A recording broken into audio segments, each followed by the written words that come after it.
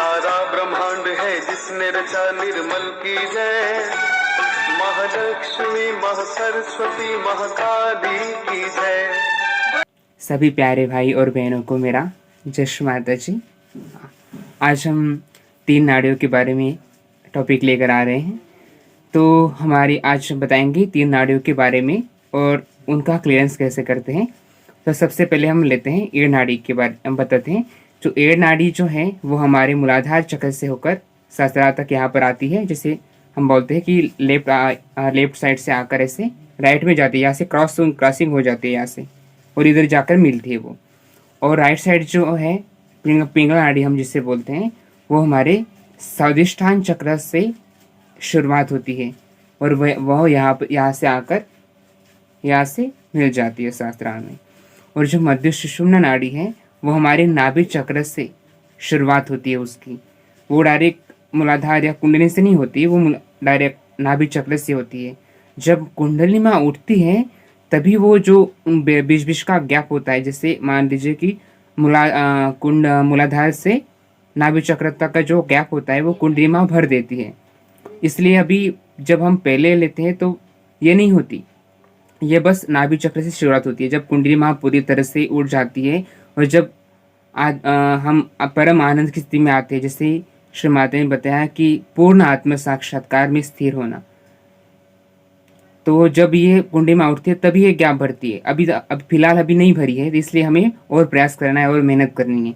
तो ये मध्यस्थ नाड़ी है, इधर से होकर मध्य भाग से सहस्त्रार में आ जाती है।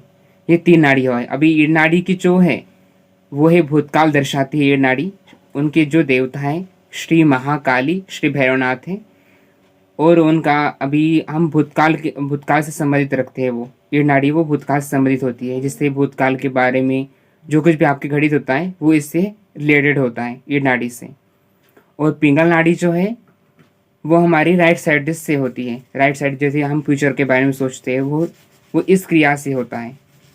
और मध्यस्थ नाड़ी जो श्री माता ने बताया है कि मध्यस्थ नाड़ी में कैसे रहे, मतलब कि जो है हम अभी आपको बता रहे हैं ये वर्तमान काल है, तो ये वर्तमान काल में कैसे हमें रहना जाए, ये हमारी मध्यस्थ नाड़ी दर्शाती है। ये महालक्ष्मी की नाड़ी है। तो ये महाकाली, ये महासरस्वती और महालक्ष्मी।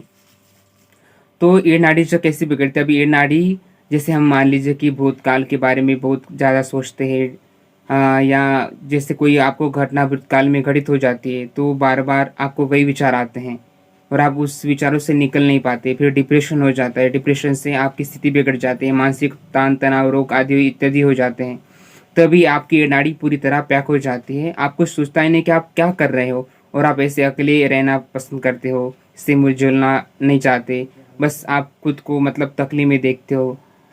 तो ये हमारी ईड़ नाड़ी से होता है। तो ईड़ नाड़ी के लिए हम 3 कैंडलिन ट्रीटमेंट भी कर सकते हैं, नींबू उपचार भी कर सकते हैं। और जैसे श्री माता जी के सामने बाएं हाथ रखे और दाएं हाथ धरती माँ पर रखकर श्री गणेश चतुर्विश श्री गणेश मंत्र और धरती माता का मंत्र भी ले सकते हैं। और श्री धरती माता से, यानी कि हमारी धरती माता नानी माँ है, तो उनसे हम प्रार्थना भी कर सकते हैं कि धरती माँ कृपा कर हमारे लेफ्ट साइड की सभी बाधाओं को, सभी तान तनावों को इस भूतत्व में खींच लीजिए।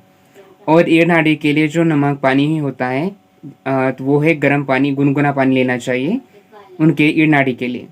अब आते हैं हम राइट साइड के लिए। राइट साइड जो है महासरस्वती का स्थान है और ये पिंगला नाड़ी भविष्य काल को दर्शाती है।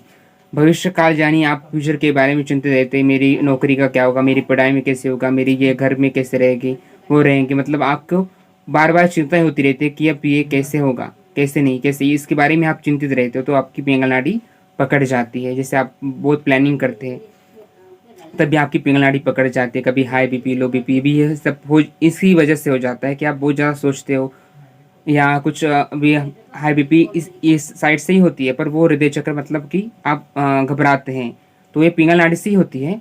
तो पिंगला नाड़ी के लिए उपचार है कि आप पिंगला नाड़ी को, श्री चंद्र देवता होती है तो आपकी ये पिंगला नाड़ी जो है गर्म होती है, तो आपको हमेशा के मतलब कभी कभी आपको चंद्र की, जब चंद्र निकलता है तब आप वहाँ पर बैठकर चंद्र की ओर चंद्र की ओर लेफ्ट हैंड करें और लेफ्ट हैंड होकर बाएं हाथ अपनी गोद में रखें और पूर्ण चित्त अपना सहस्रार पर रखी श्री माता से प्रार्थना करी, श्री माता जी कृपा कर मेरी पिंगला नाड़ी के जो कुछ भी अतिरिक्त उष्णता है, जो कुछ भी भूत और भविष्य काल के विचार है, उन्हें आप निकाल दीजिए, इस आकाश तत्व में खींच लीजिए। और पिंगला नाड़ी के लिए आपको ठंडा पानी यूज़ करना होता है नमक पानी के लिए, और आइस पैक भी आप कर सकते हैं पिंगला लीवर को ठंडा करने के लिए। जिस कैसे भी आपको हमेशा ठंडा मतलब अपनी बॉडी को ठंडी रखना है ताकि आपका पूरा संतुलन बॉडी का बना रहे।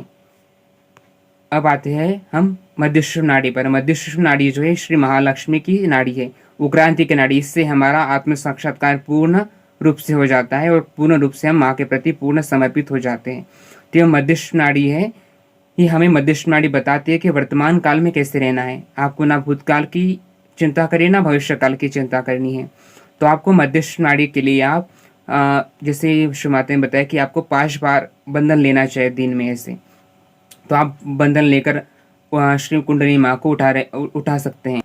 अभी एक बात है कि कुंडली माँ को उठाते समय पूर्ण हृदय से पूर्ण विनम्र होकर कुंडली माँ को उठाना है, कि कहना है हे कुंडली माँ, आप ही हमारी माँ है। माँ, हमसे जाने अनजाने में जो कुछ भी अपराध हुआ है, उन अपराधों के लिए हमें अज्ञानी बालक समझकर हमें क्षमा कर दीजिए।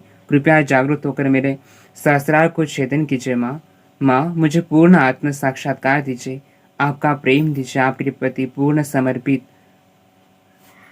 कर दीजिए।